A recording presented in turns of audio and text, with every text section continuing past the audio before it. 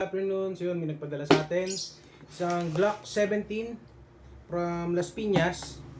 So ito siya.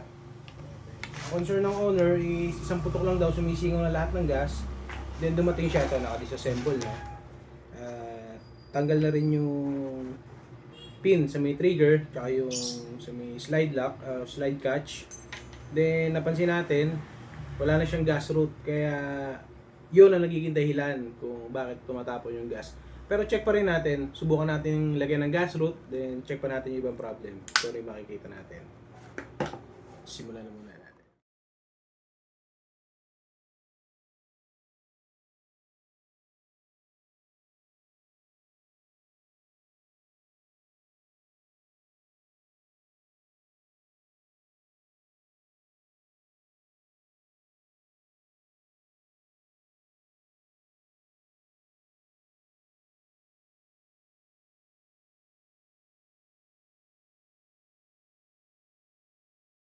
Yun sir, good afternoon. Update lang kita.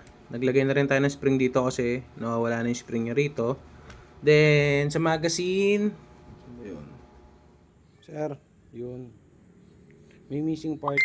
Gas route, nawawala yung pinaka gas route niya. Sir, test pair lang natin ha. Sir.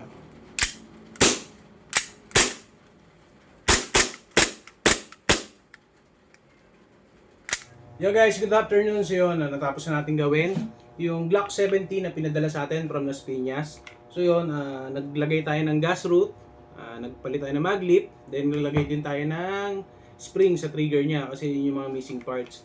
So yun, test pair muna natin kung okay na siya. Pakita ko lang sa inyo. Ilang babies ko ito? 1, 2, 3, 4, 5, 6, 7. 7.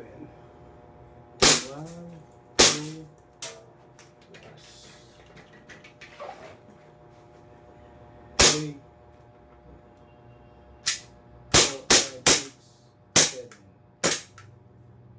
so yun, ganoon na siya kaganda ngayon. Parang bago na ulit yung putok niya, mas malakas na kumpara kanina na isang putok lang sumisingaw na yung gas. So yun nga pala sa owner nito, sir, ready to pick up na po. Maraming salamat.